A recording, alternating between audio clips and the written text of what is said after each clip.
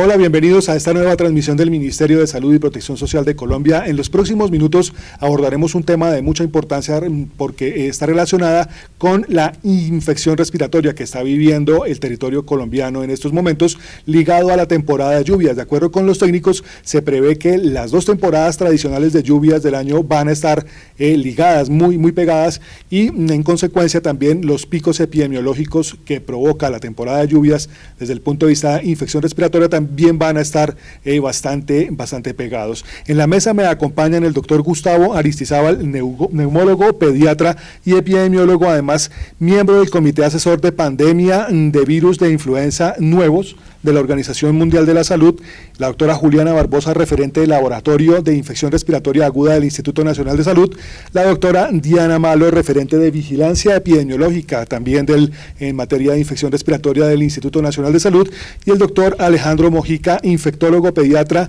de la Subdirección de Enfermedades Transmisibles del Ministerio de Salud y Protección Social de Colombia. Les recuerdo, nuestros canales son @MinSaludCol en Twitter, Facebook e Instagram, y nuestro canal de YouTube MinSaludCol Prensa. Para iniciar con esta conversación, quisiera primero que pusiéramos de manifiesto de qué es lo que estamos hablando justamente en este momento. ¿Qué es ese tema de las infecciones respiratorias agudas, doctora Diana? Bueno, la infección respiratoria aguda es un conjunto de enfermedades que afectan el tracto respiratorio, incluyendo el sistema respiratorio alto y bajo, afectan todos los grupos de edad y se presentan en cualquier época del año. En Colombia en este momento estamos viviendo un primer pico respiratorio que empieza en la semana epidemiológica 8 y puede mantenerse incluso hasta la semana epidemiológica 31. Está relacionado con la época de más lluvias en el país y de mayor circulación de virus respiratorios. El segundo pico respiratorio se presenta más o menos a partir de octubre y va cerca hasta finales de noviembre, con una menor intensidad y menos casos. ¿Qué es lo que estamos viendo en este momento? Un aumento en las consultas, hospitalizaciones en sala general y hospitalizaciones en unidades de cuidados intensivos relacionadas con infección respiratoria aguda. Situación que se presenta todos los años, como les mencioné, relacionado a esta temporada a nivel nacional. Básicamente todas las personas somos susceptibles de presentar infecciones respiratorias agudas a lo largo del año de menor o mayor gravedad. Ok, ¿cuáles son las características o los signos frente a los cuales la gente debe estar pendiente de si tiene o no tiene infección respiratoria? ¿Quién toma la palabra? El doctor Gustavo. Bueno, infección respiratoria se expresa de muchas formas, pero lo más importante es síntomas nasales, todos de diferente intensidad, malestar general, fiebre, dolor de huesos en algunos casos, y si bien la mayor parte de los casos son leves, pueden progresar a signos de dificultad respiratoria, mucho malestar y tener que ser manejados inclusive a nivel hospitalario. Es decir, la gente con algunos de estos signos que usted acaba de describir no debe quedarse en la casa, sino deben ir a buscar asistencia médica. Diríamos que por lo menos el 85% de los casos deberían poderse manejar en la casa, ¿sí?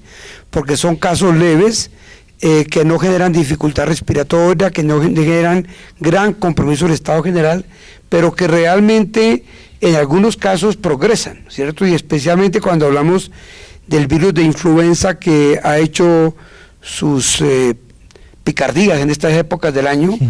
Realmente ese es un virus que a veces lo vemos como una, entre comillas, gripa común y corriente, y sí, puede ser así, pero en algunos casos avanza y se produce un cuadro muy severo.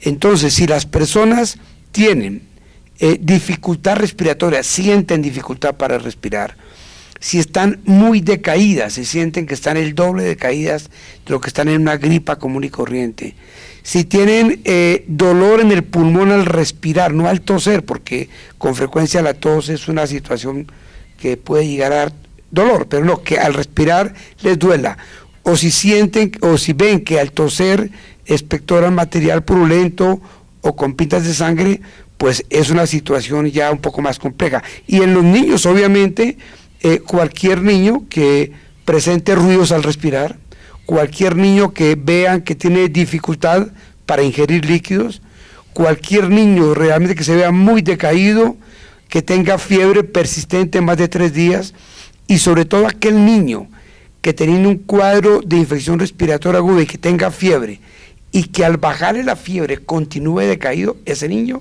debe consultar.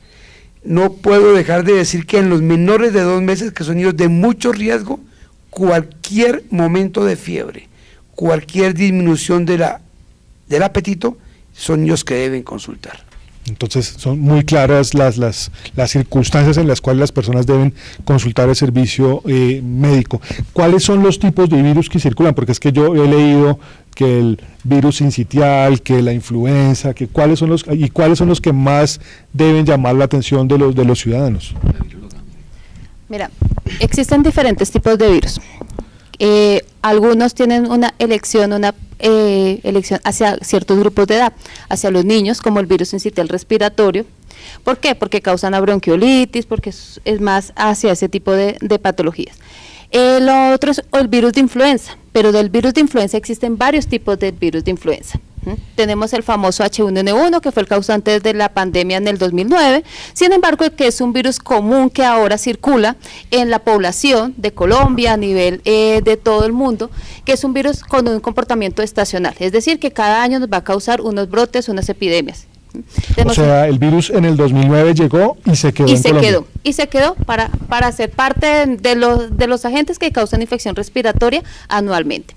Existe el virus de influenza tipo B también, existen los coronavirus diferentes, existen los parainfluenzas, o los mismos adenovirus, que también tienen una elección hacia los niños, hacia la población infantil. Digamos que todos estos virus son causantes de infección respiratoria, algunos con algunas con secuelas más severas que otras, pero todos hacen parte de los que pueden causar pico respiratorio, y todos estos se ven dentro de la población, o sea que no hay alguno que sea diferente o que nos cause una alerta de una nueva generación de un nuevo virus. No, en ese momento todos estos virus circulan y hacen parte del pico respiratorio.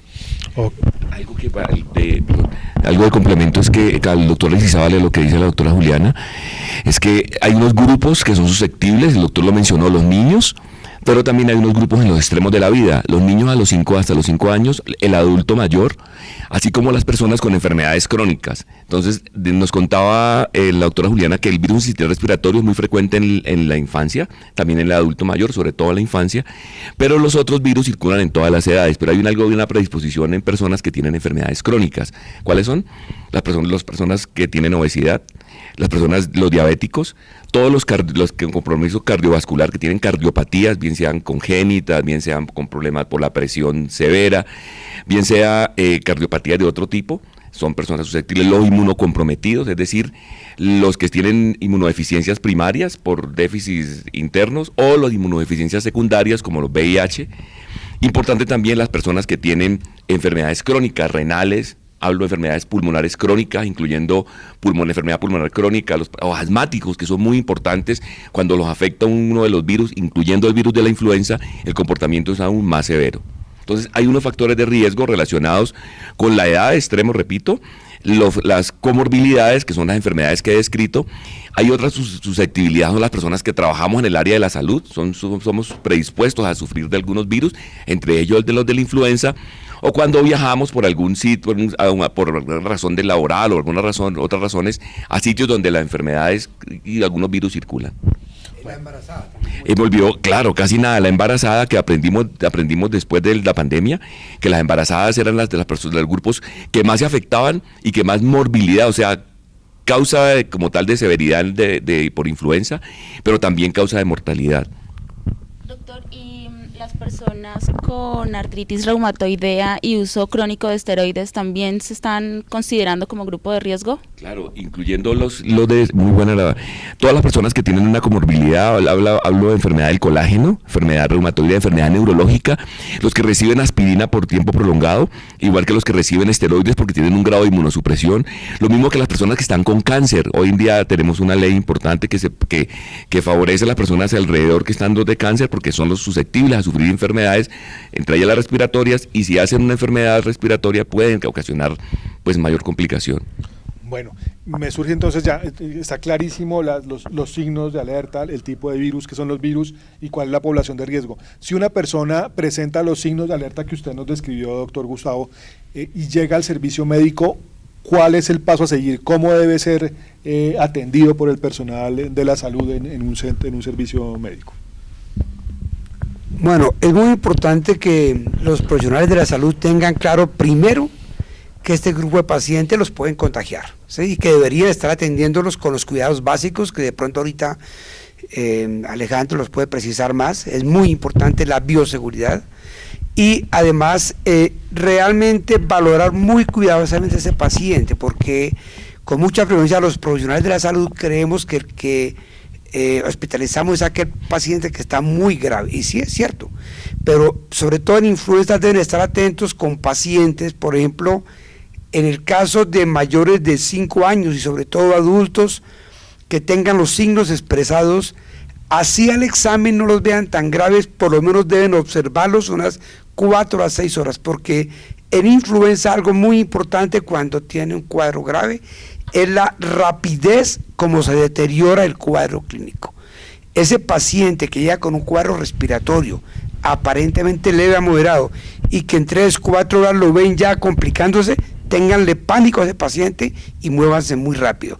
Pero también muchos pacientes que llegan a un servicio de urgencias con algunos síntomas que son justificables para que la persona consulte o el niño consulte, pueden ser atendidos en casa, dependiendo en que no tengan dificultad respiratoria, que no tengan un gran compromiso del estado general, que toleren la vía oral, pero ojo, muy importante que esa persona que se atiende y que se considera que puede ser manejado en casa, se le den las instrucciones claras de signos de alarma de cuándo consultar, porque esos pacientes cuando se complican en horas, y no es esperar que vengan dentro de 3 días, no es expliquen, mire, si usted realmente tiene este cuadro clínico, pero ve que en las siguientes 4 a 6 o 7 horas, ve que estos datos que usted me ha expresado se empeoran, consulte oportunamente y actúe consecuentemente. Tenemos unos lineamientos, doctor, que acabamos de publicar, que el doctor, todos los presentes aquí colaboramos en este documento, basado en lo que fue el documento del 2009, y hoy en día lo actualizamos. Importante, revísenlo en la página del ministerio, están lineamientos para el manejo de infección respiratoria aguda, específicamente de influenza.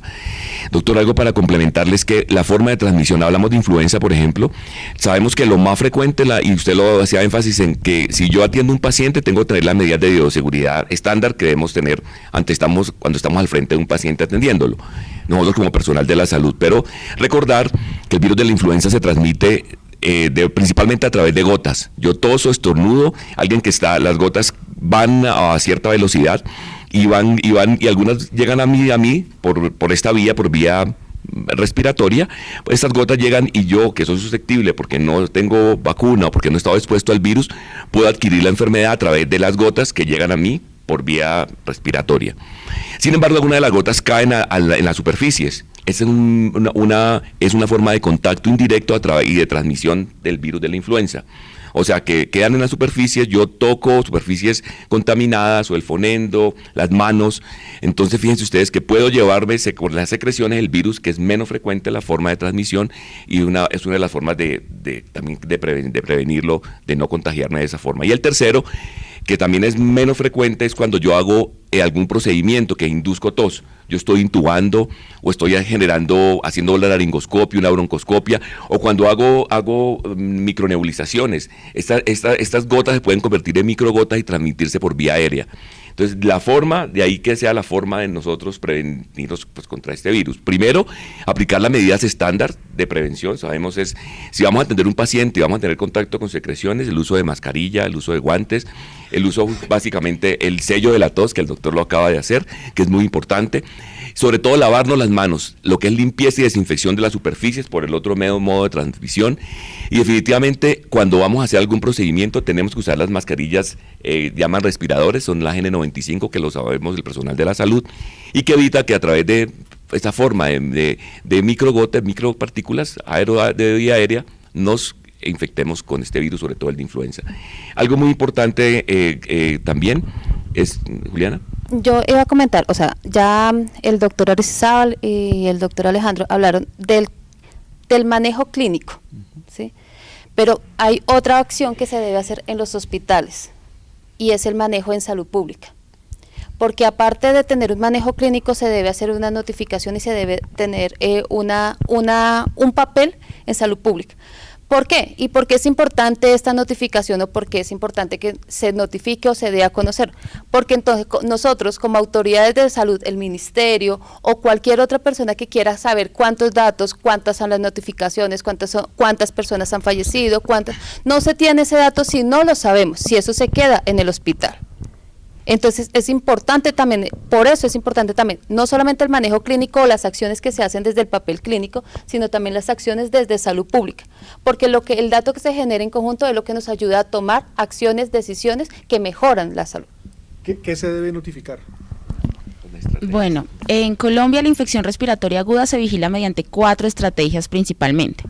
La primera y más grande de las estrategias de vigilancia es la vigilancia de la morbilidad. En esta morbilidad vigilamos todo lo que hace referencia a consultas externas y urgencias de pacientes que llegan, consultan y se manejan ambulatoriamente, hospitalizaciones en sala general, todo paciente que llego y hospitalizo en mi institución debo reportarlo en una ficha colectiva, y los pacientes que consultaron, se hospitalizaron y terminaron hospitalizados en unidades de cuidados intensivos. Esta es la morbilidad, esta notificación se hace de manera colectiva, yo simplemente digo, esta semana consultaron tantas personas por IRA, tantas personas por todas las causas en grupos de edad específicos. Lo mismo lo hago en consulta externa, en hospitalización y en hospitalización en unidad de cuidados intensivos, de manera colectiva. La siguiente estrategia de vigilancia, que es muy importante, es la vigilancia centinela. Tenemos unos hospitales que hacen vigilancia de virus y de casos de infección respiratoria aguda de manera centinela para casos ambulatorios y hospitalizados. Solamente son hospitales que están definidos por el Instituto y por el Ministerio de Salud para hacer esta vigilancia en algunos departamentos, y tenemos otra estrategia que es la vigilancia del IRAC inusitado. Entonces, IRAC inusitado es una vigilancia de casos raros, diferentes, atípicos, que no son normales. Una definición de caso es todo paciente con infección respiratoria aguda de no más de 7 días de evolución que cumpla con alguno de los siguientes criterios. Entonces, paciente con infección respiratoria aguda, menos de 7 días de evolución, que sea trabajador del sector salud, que presente este cuadro, debe ser notificado. Paciente con infección respiratoria aguda, menos de 7 días de evolución, que requiera hospitalización, que tenga antecedente de viaje reciente a áreas de circulación de virus con potencial pandémico o otro virus nuevo. Paciente que presente 7 días de evolución, infección respiratoria aguda, que requiera hospitalización y que haya tenido contacto reciente con aves o cerdos o con espacios contaminados de aves o cerdos, debe ser notificado. Todas las muertes por infección respiratoria aguda sin etiología establecida son casos de IRAC inusitado. El paciente que está entre 5 y 65 años previamente sano, que no tenía una patología de base, que presentó una infección respiratoria aguda, que tiene una evolución rápida, tórpida, que en menos de 72 horas desde que le iniciaron los síntomas al paciente presenta una evolución que requiere manejo hospitalario en unidad de cuidados intensivos con uso de ventilación mecánica o vasopresores, eso es un IRAC inusitado. Muy claro tener que es una persona entre 5 y 65 años previamente sana, que no tenía una patología de base. También notificamos los conglomerados en entornos familiares, sociales o grupos laborales. ¿Qué es un conglomerado? 2 o más casos de infección respiratoria aguda grave, es decir, pacientes hospitalizados en una misma familia, en un colegio, en un jardín, en la oficina, en batallones, en las cárceles, deben ser notificados como IRAC inusitado. Dianita o Juliana, ¿por qué no precisamos bien a quiénes se les debe tomar muestra en los puntos de atención? Porque creo que en eso hay todo un desorden. Depende mucho de qué es lo que estamos, en dónde estamos.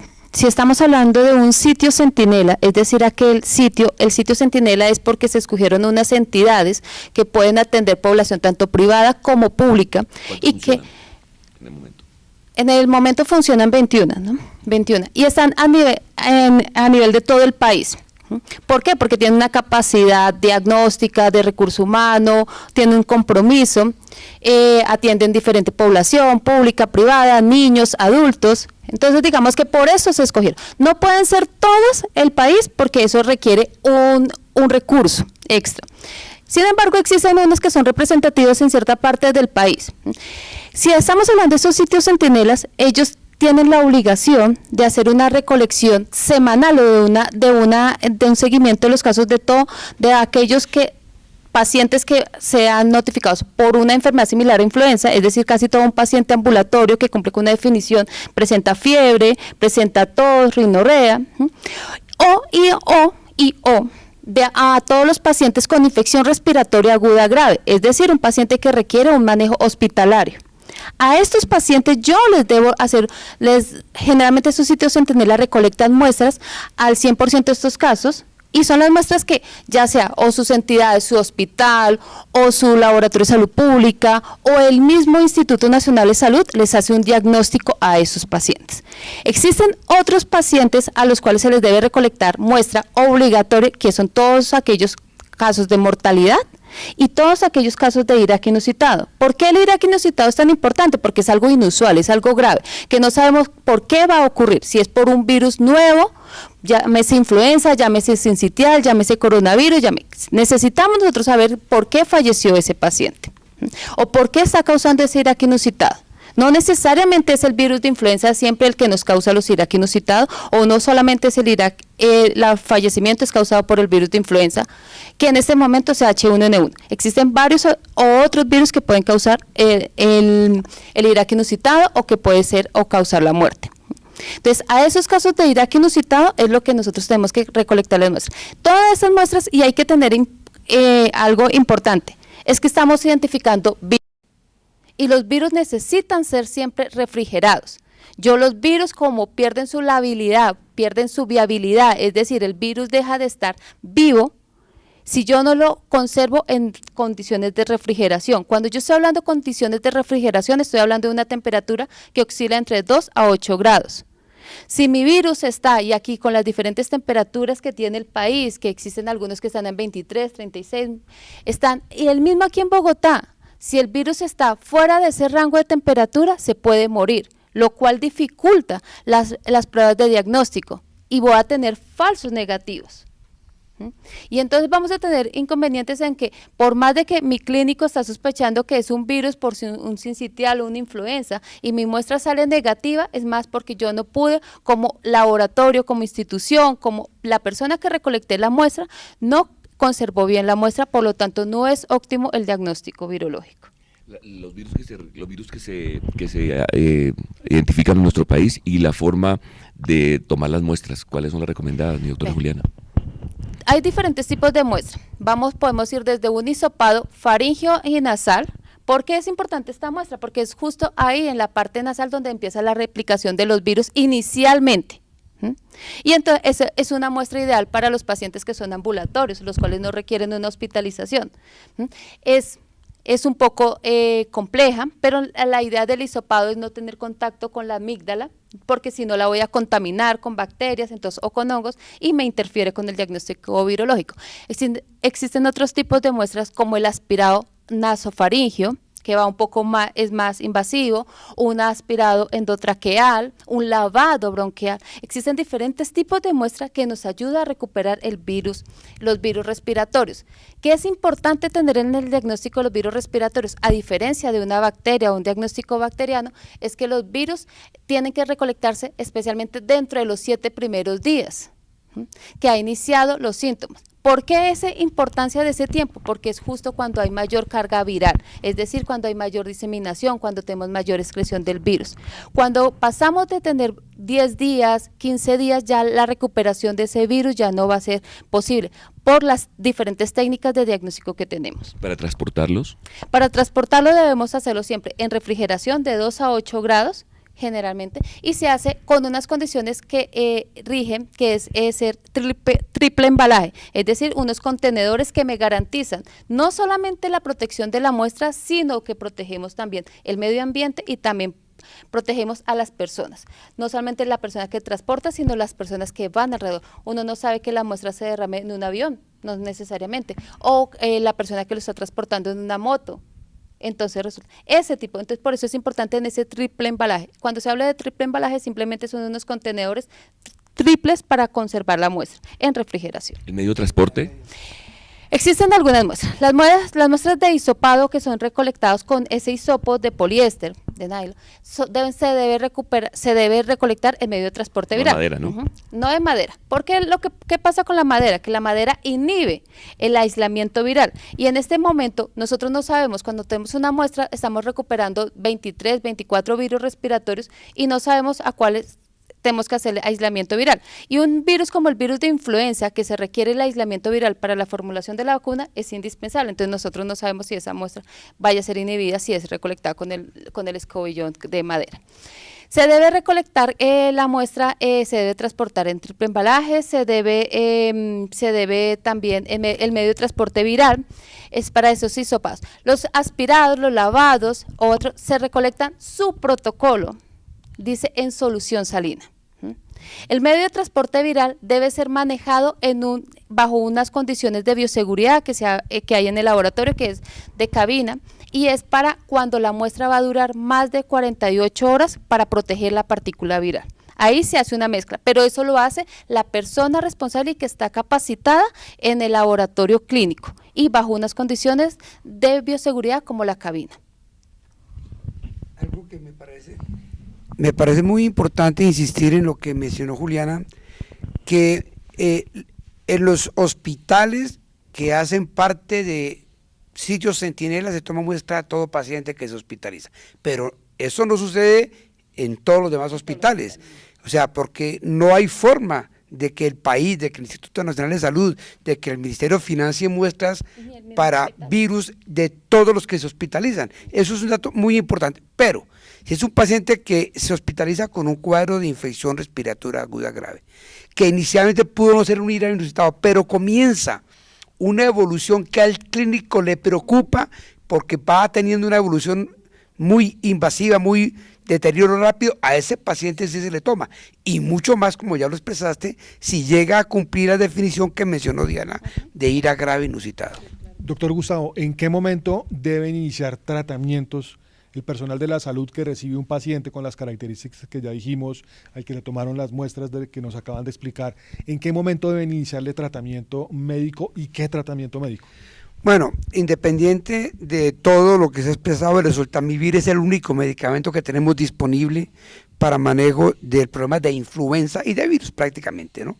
Porque para los demás no tenemos nada. Algo que es clave que todos tengamos en cuenta, tanto el profesional de la salud como la comunidad, es que para que esto funcione hay que utilizarlo lo más rápido posible después de que inició el episodio. O sea, en general se acepta que si este tratamiento se da después de los 5 días, es casi mínimo lo que va a hacer. Ojalá fuera en las primeras 48 horas. Entonces, allí el clínico tiene una gran responsabilidad de identificar ese caso, primero que de verdad reúne criterios de influenza, es decir, que tenga la fiebre, tenga el malestar, que tenga dolor de huesos, que realmente es un paciente que clínicamente corresponde más a una influenza, y sobre todo, muy importante, ambulatorio, o sea, se debe dar en síntomas de un cuadro aparentemente leve en todos los que Alejandro mencionó como grupos de riesgo. En todos ellos hay que dar tratamiento. En los que no cumplen ese criterio de grupos de riesgo que se hospitalizan, no se le debe dar a todo el que se hospitaliza, pero si es el que se hospitaliza por un cuadro de infección respiratoria aguda, cubre criterios claros para el médico que es muy posible que sea influenza, y sobre todo comienza a ver que tiene un periodo de deterioro con los datos que mencionamos al comienzo, ese paciente debe recibir inmediatamente Oseltamivir. Es muy importante, por más discusión que haya en la literatura mundial hoy día de algunas dudas de su eficiencia terapéutica, hoy día los diferentes grupos de trabajo para dar lineamientos en el mundo de manejo de influenza aceptan que se debe iniciar. Y obviamente en todo caso que reúne criterios de infección respiratoria aguda grave de tipo ira grave inusitado. Yo no sé si Alejandro quiera complementar esto. Tenemos, ¿cómo se maneja el suministro de este medicamento en el país? ¿Hay suficientes reservas? ¿Cómo es el...? Se hace una planeación basado en lo que se utiliza en los años anteriores y tenemos una disponibilidad que si bien es a través de la entidad territorial, se maneja desde el Ministerio de Salud y la entidad territorial lo habitúa de acuerdo a puede ser a través del CRUE, puede ser a través del almacén, puede ser que tenga disponibilidad por lo menos las 24 horas, que si alguien requiere, como las indicaciones que nos dio el doctor, en las 48 horas inmediatas utilizar el medicamento. Sabemos que importante también que aparte del tratamiento sabemos la prevención, ¿ya? Porque el tratamiento, el único que tenemos es el oseltamivir, que ya sabemos a quién se lo vamos a dar, pero sabemos que muchos de los pacientes, que son lo que queremos llegar, son las complicaciones, se dan en los que tienen indicación de vacunación, porque es la forma de prevención, sobre todo el de la influenza, de todos los virus que hay, que son como 23 nos comentaban, y tenemos 17, ¿cierto?, que hacemos la vigilancia. El único que se puede prevenir a través de vacunación es el de la influenza. Entonces, fíjese que hay una recomendación que es la población objeto, que los lineamientos que emite el Ministerio de Salud todos los años. Sabemos que el virus de la influenza hay una forma de hacer vigilancia, que es a través basado en lo que nos comentaron las doctoras acá, las estrategias, que nos van a dar una ilustración de cómo llegan los virus a ser parte de la composición de la Organización Mundial de la Salud, antes de yo hablar de qué poblaciones se deben vacunar. Yo quería hacer una consulta, doctor. Si yo soy un profesional del área de la salud, atiendo a un paciente con sospecha de influenza, no utilizo las medidas de protección personal y el paciente es positivo para influenza, ¿yo debo tomar oseltamivir profilácticamente? Profilaxis ya no se usa, muy buena la pregunta, porque es la pregunta de todos los días. Ya rebasado en la evidencia y lo que la Organización Mundial de la Salud lo documenta, está también impreso, incluido en el lineamiento que sacamos, donde profilaxis ya no es una medida que se tiene en cuenta. Si una persona, primero que no pase eso, ¿no? Si estamos en un pico respiratorio, yo atiendo pacientes respiratorios, mínimo debe tener las medidas de los elementos esenciales de protección, ¿no? 2, si yo tengo contacto con alguien por algún motivo y que no tuve las medidas y fue positivo, yo no debo dar profilaxis, debo hacer un seguimiento, por lo menos los primeros 7 días. Recuerden el periodo de incubación, entre 2 y 5 días, uno lo extiende a 7 días, y ese paciente lo observo. Si tiene alguna sintomatología, y definitivamente si esta persona es de la salud y tiene un factor de riesgo con alguna sintomatología, sin duda, pero asintomático, profilaxis, no se utiliza oseltamivir. Estaba comentando lo de las vacunas, cómo llegan en la composición. Mi doctora Juliana, usted nos cuenta lo que se hace, lo que llega ya hace parte de la red que hay a nivel mundial. Cuéntenos de la red que hay para dar esa información y que llega a la OMS. Bueno, la vacuna de influenza, porque solamente hay para el virus de influenza, tipo A o tipo B. O sea, no es exclusivo para H1N1, que es como el más famoso o lo que la población le teme. Se hace de justamente todas esas muestras que se capturan de la vigilancia centinela, de la vigilancia rutinaria que se hace en cada país, que llega a los centros colaboradores, a los centros nacionales de influenza. Colombia tiene un centro nacional de influenza que está ubicado en el Instituto Nacional de Salud. Es la representación del país de influenza hacia la Organización Mundial de la Salud, hacia la red de influenza. Todos los centros colaboradores, es decir, el centro de prevención de Atlanta, el de Londres, todos capturan esas muestras. Nosotros enviamos 4 veces al año nuestras cepas, nuestros aislados, y ellos las tipifican antigénicamente, serológicamente, genéticamente, y de ahí salen cuál es la vacuna o cuál es la cepa que más se presenta en todos los continentes, ya sea para influenza A y sus 2 representantes que son H1N1 y H3N2, o el influenza B con sus diferentes linajes. Dependiendo de cuál es la cepa que más se está presentando en todos los continentes, ahí es la cepa que se escoge para ser la candidata a ser parte de la formulación del siguiente año. Que salen 2 vacunas, una que es para el hemisferio sur, de la cual nosotros como Colombia se compra. ¿Por qué? Porque nos cubre justamente para los picos donde nosotros presentamos el pico respiratorio. Entonces se saca una vacuna que sale en el hemisferio sur, que sale justo, la producción sale para cubrir ese pico respiratorio que se presenta en los países como nosotros, y otra tanda de vacunas, otra producción que sale más o menos hacia febrero, hacia noviembre, siempre que es la del hemisferio norte, que cubre justamente para los picos, para los países que tienen ese pico respiratorio en otra época diferente a la de Colombia o la de otros países. Entonces, ahí es que sale la composición. Sí, un complemento. Nosotros somos hemisferio sur, desde el año 2007 tenemos vacunación de hemisferio sur, desde Guatemala hasta la Patagonia, excepción de Ecuador y Venezuela, que utilizan el hemisferio norte. Entonces, la Organización Mundial de la Salud dice, en septiembre, la composición de la vacuna es esta, basado en lo que nos comentaron los doctores de vigilancia, y lo comentó la doctora Juliana, y se preparan los productores de las vacunas para que durante 6 meses elaboren el biológico y llegue entre más o menos en abril, entre marzo y abril. Lastimosamente, eso es para el hemisferio sur. En el hemisferio norte, la recomendación la dan en febrero, para que la OMS en febrero dijo cuál es la composición que recomienda para la vacuna, y durante 6 meses la preparan para que en octubre esté lista y se preparen para la época de frío del hemisferio norte, que ustedes saben que es al final del año. Como aquí tenemos 2 picos epidemiológicos que ya hemos comentado muy bien, nosotros empezamos, usualmente empezamos en la Semana de las Américas, que es a final del abril, pero lastimosamente este año la vacuna llegó muy tarde. La vacuna llegó la vacunación, ya empezamos la vacunación en mayo. Eso es un problema. Entonces siempre nos preparamos en la última semana de abril para agarrar el pico epidemiológico, que es abril lluvias 1000, e incidir también el otro pico que nos comentaban los doctores. Entonces, ¿qué población tiene? Primero la OMS dice está la composición de la vacuna. Tenemos en este momento tenemos el AH1N1, que es la composición igual desde el 2009, que no ha cambiado absolutamente nada. Tenemos una nueva recomendación, es un H3N2, que es una cepa Shanghái, que anteriormente era Hong Kong. Pero es similar, o sea, es importante recordar que no es que sea una cepa nueva, o sea, antigénicamente y genéticamente son similar a la cepa que venía circulando.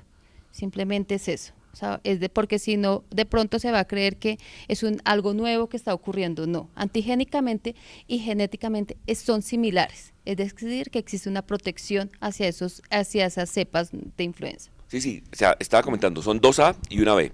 Las 2A, hablamos del H1N1, que es lo que cuenta la doctora, es similar a lo que hemos circulado, y la H3N2, que usualmente usualmente se modifica un poco más. ¿Recuerdan que si el virus se modifica, recuerdan que el virus tiene estructuralmente unos segmentos que actúan como muy independiente? Si hay una modificación muy puntual en uno de los 8 segmentos que tiene molecularmente el virus no es el mismo. Entonces, ese cambio menor que puede tener hace que el virus no sea el mismo, y que así sea un menor cambio, el H3N2 que circuló el año anterior, esa modificación puntual hace que haya una nueva recomendación basada en la vigilancia que estamos expresando.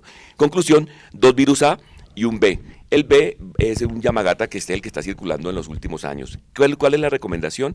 Que tenemos una población objeto en el ministerio, que todos los años lo enfatiza, y volvemos a insistirlo acá. Todos los niños entre 6 meses, porque la vacuna se aplica desde los 6 meses, hasta los 23 meses de edad. Todo niño que vacunemos por primera vez requiere 2 dosis. Porque la eficacia se incrementa a medida que las 2 dosis se cumplen. Es decir, a los 6 meses se aplica la primera dosis y la siguiente a los 7 meses. Con esas 2 dosis que se aplican a los niños hasta los 23 meses, sabemos que las 2 dosis que se aplican, la eficacia va a durar 9, cada día van a quedar protegidos. O sea, casi en 80, 90%, fíjense ustedes, 87, hasta 90 y tantos % de los niños que vacunamos con 2 dosis van a quedar muy bien vacunados. La otra recomendación son toda población de adulto mayor de 60 años. Todo adulto mayor de 60 años debe recibir la vacuna. Y el otro gran grupo son las embarazadas, semana 14 de gestación. Algo muy importante que también hacemos énfasis, creo que con esta actividad, es que las personas con enfermedades crónicas que describimos deben recibir la vacunación. ¿Cuáles son las enfermedades crónicas? Volvemos a insistir. Todas las enfermedades respiratorias, incluyendo asma, enfermedad pulmonar crónica, todos los que requieran oxígeno a larga data, requieren vacunación de influenza. Todas las personas con cardiopatías isquémicas, congénitas, de algún otro tipo, requieren hipertensiva severa con problemas de las válvulas, requieren vacuna de influenza. Todas las personas inmunodeficientes, bien sea porque les faltan inmunodeficiencias primarias o por inmunodeficiencias secundarias como VIH. Todas las personas, como comentaban, que reciben esteroides a largo plazo, personas con cáncer, personas que están sometidas a trasplantes o personas que están sometidas a quimioterapia, sin importar la edad. de cualquier edad que tengan estas características, personas crónicas con problemas renales crónicos, los que han sido trasplantados, los que tienen falla renal, todas las personas que realizan diálisis deben recibir vacuna. Todas las personas con enfermedades metabólicas, incluyendo obesidad y diabetes, obligatorios son los que nos tenemos preocupación porque son los que están con indicación y no reciben la vacuna. Todas las personas que retoman aspirina a largo plazo y los contactos alrededor de los niños con cáncer tienen que tener vacuna de influenza. Doctora Diana, doctor. No me puedo ir sin precisar algo con respecto al oseltamivir, ¿no? Es que es responsabilidad de la entidad territorial ver que en cada una de las IPS que tenga pacientes hospitalarios tenga algún remanente de oseltamivir para el caso que se requiera. Eso falla desafortunadamente mucho. Con frecuencia estamos viendo que se pierde oseltamivir en sitios donde no se hace la distribución, y cuando vienen estos picos terminamos con oseltamivir vencido que no se puede usar porque no se distribuyó en forma adecuada. Entonces es muy importante que cada entidad territorial asuma la responsabilidad de que el oseltamivir llegue a cada una de las IPS proporcional al volumen de pacientes que maneja. No es igual la cantidad de casos que maneja el San Vicente de Paúl que el que maneja un puesto o un hospital de primer nivel de Antioquia. Es totalmente diferente, pero todos deberían tenerlo. Yo quiero hacer una pregunta a doctora Juliana. Yo iba a hacer una aclaración, o sea, una precisión un poco con la vacunación, y eso es un poco para la comunidad. La vacunación es una medida de prevención, no es curativa, porque muchas personas piensan que si yo me vacuno, entonces no me va a dejar de dar una infección respiratoria, o comúnmente, como la llaman, una gripa, y no necesariamente esto ocurre. Me vacuno, pero me prevengo, mas no quiere decir que yo no vaya a tener una infección respiratoria. ¿Por qué? Porque existen otros virus que me pueden causar esa infección respiratoria, un resfriado común, una gripa. Y también es importante tener en cuenta que la vacunación se da y es la única medida de prevención efectiva para el virus de influenza, no para todos los virus. Yo tengo una pregunta para el doctor Aristizábal, que hemos visto mucho en la población adulta, y es que la gente no se vacuna porque le da miedo a que le dé gripa. Sí, no, yo creo que esa es una situación compleja. Cuando se vacuna con influenza, casi siempre, en un porcentaje importante, hay un síntoma, un malestar general que es leve, y la gente comienza a achacar casos graves de cuadro infeccioso, viral, a esa vacuna. No, realmente, más bien yo diría que ojalá esos cuadros graves les diera a esas personas que se vacunaron en los 15 días anteriores, ¿no es cierto? Porque achacan cuadros que pasan en 15 días a la vacuna. La vacuna previene en un porcentaje importante, no en todos los casos, y todas las personas que acaba de expresar Alejandro deberíamos vacunarnos, incluyendo los trabajadores de la salud, que con frecuencia no lo hacemos. Los trabajadores de la salud, doctor, muy bien, esa es, si bien es una recomendación 1A, nosotros debemos, como trabajador de la salud, tener el biológico. Importante es que en ese momento no es población objeto del PAI. Entonces, el empleador, decíamos, igual que la aseguradora ARL, que usualmente es consejera, sobre todo el empleador debe determinar y debe asumir la vacunación de su trabajador de la salud. Y algo importante, el doctor comentaba también que si yo vacuno a una persona, yo espero que de 10 personas que vacuno, por lo menos 4 hacen reacción local.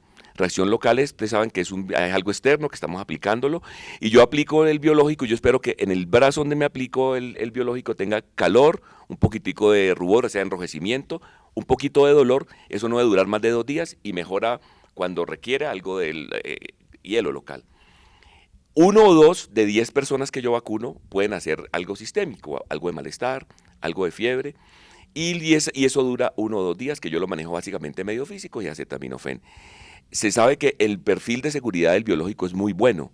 De todas las personas que yo vacuno, la mayoría hacen eventos, el 90%, 95, 98% eventos leves, los que he descrito.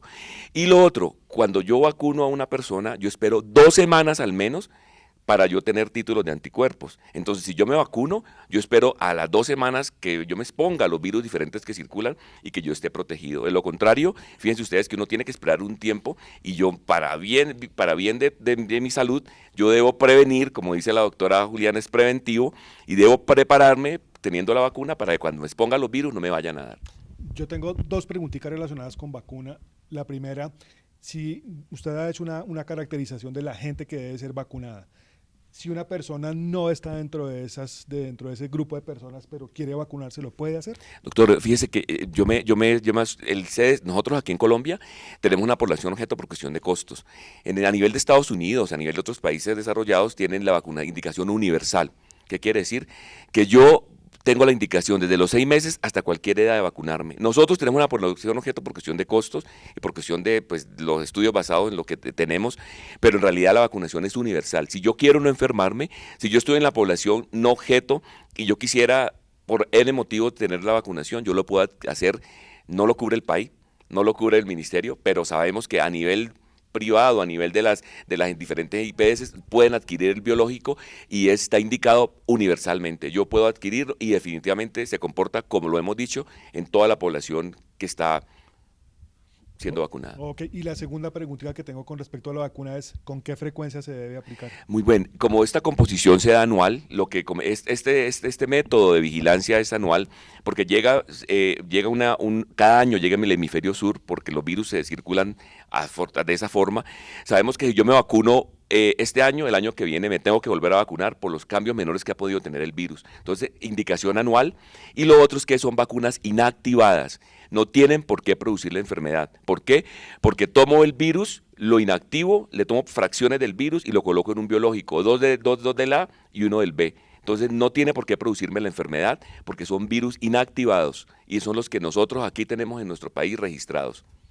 Que ese es uno de los mitos que más circula entre la población. ¿Por qué la gente no se vacuna? Porque me vacuno y me enfermo. No hay dónde. Algo muy frecuente, Diana, que usted comenta es que cuando yo me vacuno pueden circular otros virus, ¿cierto? Sí, como decía Juliana, la vacunación previene el virus de influenza específicamente en sus 3 tipos, A, H1N1, H3N2 e influenza B, pero a nivel mundial hay muchos virus que pueden causar infección respiratoria aguda que circulan y para los cuales no tenemos vacuna.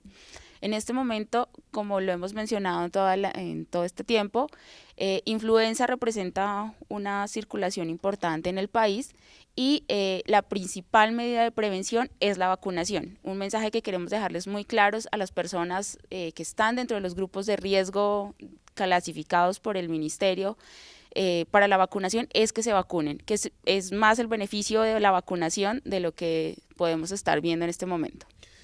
Bueno, pues yo creo que este diálogo ha sido extenso, hemos transmitido información que creemos es de utilidad para el personal de la salud en todos los rincones del país, pero también para la población en general.